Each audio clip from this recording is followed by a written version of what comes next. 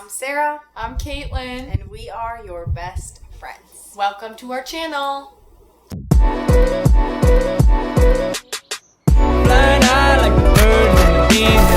Today we're talking about 5 truths about being a confident woman. Yes. Clearly this is not a video for a perfect woman. This is for confident women who want to step into confidence, and I believe you're going to hear something and some things that you haven't heard before, and they're going to heal you more than you think. They're going to help you, and they're going to set you off on a good start.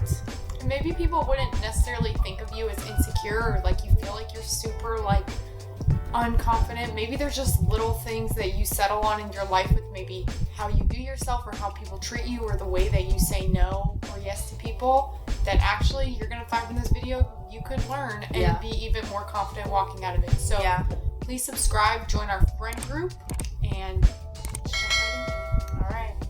So a confident woman, which is us who are on this long journey of confidence, is she knows her worth. Worth is a tough one because worth is for a long time actually trained into us by like how we've been raised, right? Like we tend to find our worth in the ways that worth was described in our family. Like for some of us, worth is how good we are at school. Some of us, worth is how beautiful we are. Some of us, worth is how much we help out. Worth is how available we are, how we can make a room look nice, right? Like worth is trained into us. But now there comes a time when God says, I don't want your worth to be found in that any longer.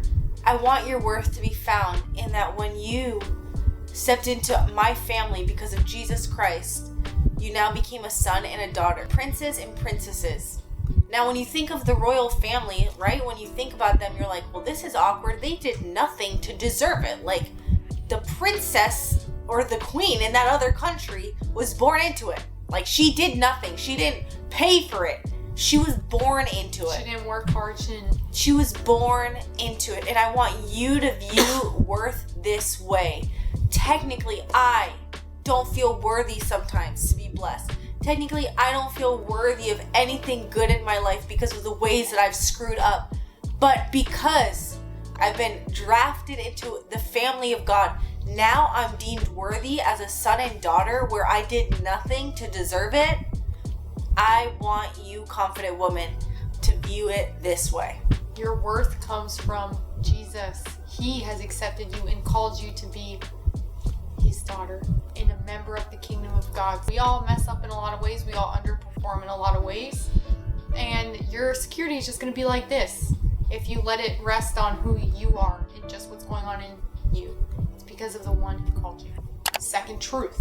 I used to always hear Christians say this Christian-like phrase that sounds a little bit like this. I have found my identity in Jesus. And I thought to myself, especially before I became a believer, what does that mean? What does that even look like? And when I became a new believer, I was still like, okay guys, I don't know what that means. I'm still Kaitlyn. I'm still just insecure sometimes. I'm still my normal self. I still get frustrated with people. Sometimes I still get upset. What does it mean to have confidence and know your identity in Christ? For me, one thing that I always struggled with is that I used to be very timid around people. And I used to be shy and I didn't really say much, especially maybe strong things or encouragements to people or helpful advice when I was in group conversations. I would just kind of linger back and not really add much because of my lack of confidence. It's not that I was thinking to myself, I'm the worst, like no one wants to hear from me, like I'm just never gonna say anything. It was just no one told me that I had authority and that I had worth and that I had something to add to the conversation. So when I think of that phrase, finding your identity in Christ, whatever that means, for me, that sounds like because I am a princess, a daughter of God, I have now been given a new authority and I've been given wisdom and I've been given truth that obviously always has to be checked by prayer and the word of God. But I have something and God needs me to do something in other people's lives. People need my help sometimes by the grace of God. People need the things that I have to add to a conversation. So my authority when I say things sometimes or when I'm nervous sometimes when I'm shy sometimes doesn't come from me needing to prove myself, my authority really does come from God. And when you really process that, it's one thing to hear that, but it's another thing for that to click in your life. And when it did, that really helped me start being less shy, more bold, because I started to realize it's actually not even about me. It's not about me and what I can do or whether or not I fit in. It's about how God wants me to serve other people by putting myself aside. So, truth number 2. All right, for truth number 3, I'm reminded of Esther.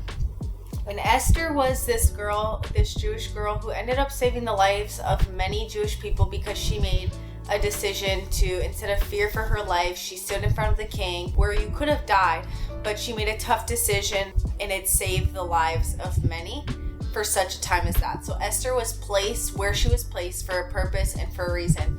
And for me personally, when it comes to worth and everything and confidence, you can't explain it, but sometimes us girls can feel undeserving of good things, and we can feel undeserving of blessings, and like we aren't worth it. And maybe some of you don't relate to that. Maybe some of you are super confident and it's like, no, I deserve this. Well, regardless, you'll still learn something from this.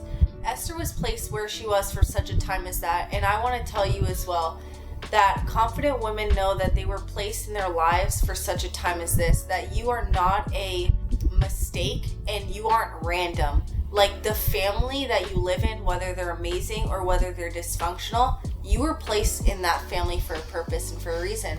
The school that you go to, regardless of if it's a trashy school or if it's a really snobby school, you were placed there for a reason. And the reason why Esther comes to mind is because we all have decisions to make moving forward. Esther had to make a decision moving forward.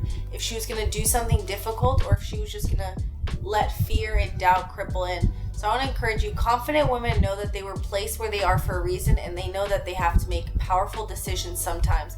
Decisions that don't create them to be the victims, but rather, no, because I'm a daughter, because I'm a princess, because I am worthy regardless of if I deserve it or not. I'm not a victim to this. God is with me. I can pray for my family. He placed me here to bring change about. So you're much more powerful than you know because you're a daughter of the Most High.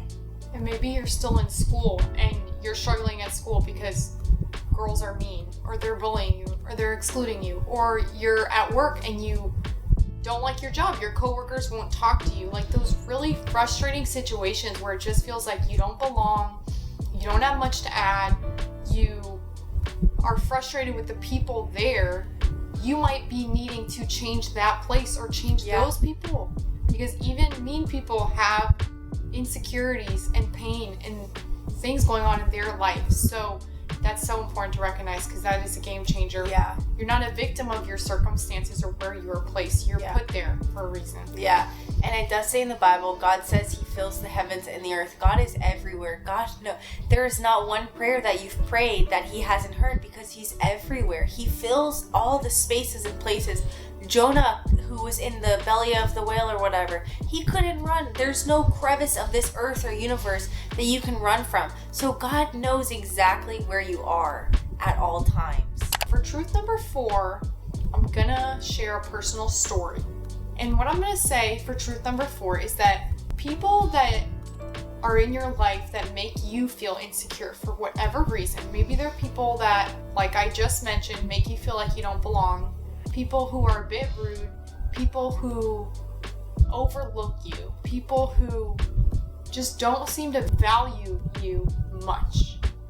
A lot of the times, we have to shift our perspective and recognize that those people, they're not higher than you, they're not lower than you, but they are insecure people with their own lives who need God just like everybody else.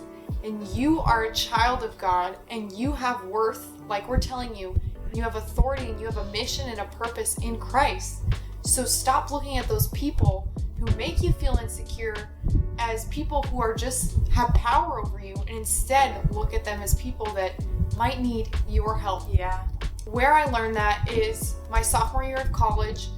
I was going through sorority rush, and I had already gone through it. So now I was on the other side, and I was recruiting girls from my sorority.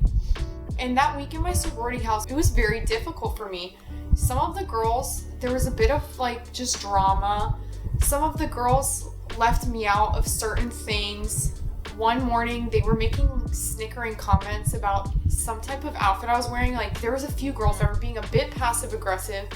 And I remember FaceTiming Sarah one day, and I expressed to her how frustrated I was. Like, these people are supposed to be my friends. They're making me feel like I'm weird or like I don't belong. Like, they hate me. Like, they're literally acting like they don't like me and I didn't do anything. And Sarah spoke this truth into me, that the truth is that they really are acting out of something that I just don't even know. They're acting out of an insecurity. They're acting out of a desire to be cool and like blend in with everyone else. So if everyone else is like ganging up on someone, like it's just the cool thing to like get in with them.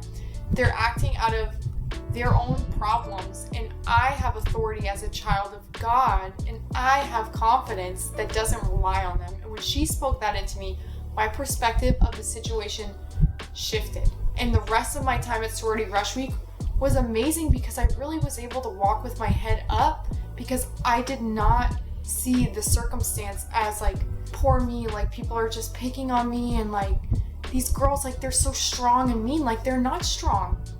They have something going on in their life that's causing them to look at me in a certain way. Anyone who puts you down, remember the place that they're doing that from. It's not a healthy place, and they might actually need you to speak some life into them. That's some next level confident woman stuff.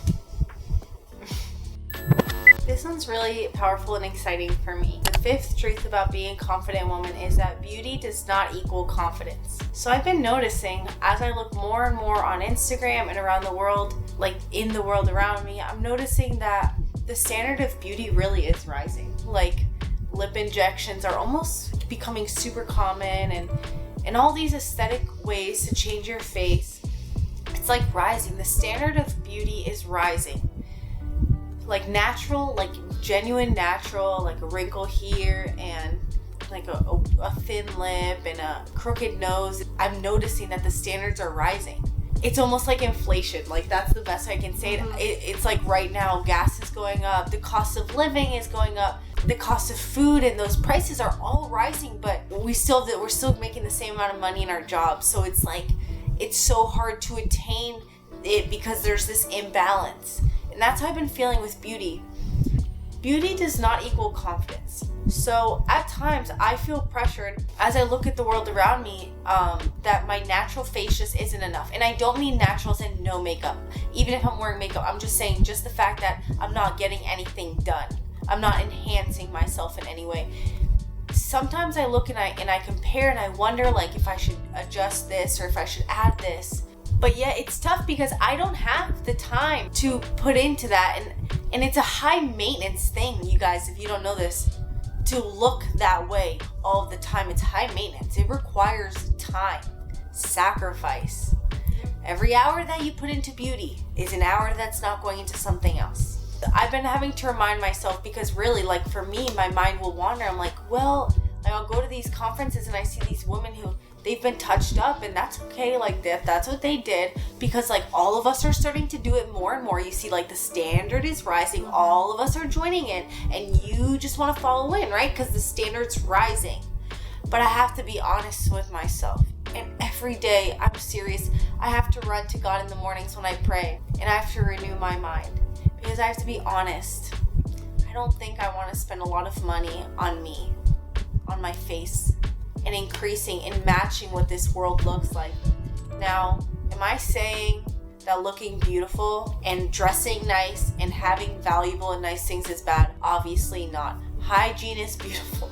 Taking care of yourself is beautiful. Loving your valuable items, that's beautiful. Like, none of that needs to go out of the window. I don't have to look like dirt poor and all like a wreck to be confident and prove my confidence. No. But I'm just saying, woman, because I know you, I'm just like you. If you feel yourself needing to do more and more maintenance work in order to stay with this standard of beauty that's rising, don't go for it. Run to God. I'm telling you, it is very exhausting. And what kind of can happen is we can genuinely get sucked into the world of materialism, where we need more and more and more, and nothing is enough. Confident woman, tip number 5, the truth is simply that beauty does not equal confidence. There's much more that goes into confidence than beauty. being beautiful is a beautiful, beautiful perk of like putting on makeup and enhancing in some ways, but that does not equate confidence. I would love for you to join me in sometimes fighting those like urges that you get to just need more. The more that you idolize something in a place that it's not supposed to be, the more it's actually going to consume you and consume your mind. So the more that you actually buy into the lie that you need a little bit more of this, a little more highlights here, a little more lip filler here, a little more cuter clothes here, we have to fight this. But the more that I've found in my life, the more that I actually buy into that, the more insecure that I end up becoming, because I'm so focused on my beauty, and I'm so focused on what I look like, and I'm so focused on my worth that has to do with what I'm looking like. So we think sometimes that if I just look like this, like you envision yourself as like this cool, confident person, but actually you're going to be more insecure the more you go down that road. So like you're saying, not bad to look beautiful. I'm wearing makeup right now. We're wearing cute outfits. We're sexy. We did our hair. But the more that we focus on something to a point where it's not meant to be focused on, actually the more it's going to devour you and steal your happiness, because it's just not meant to be looked at like that.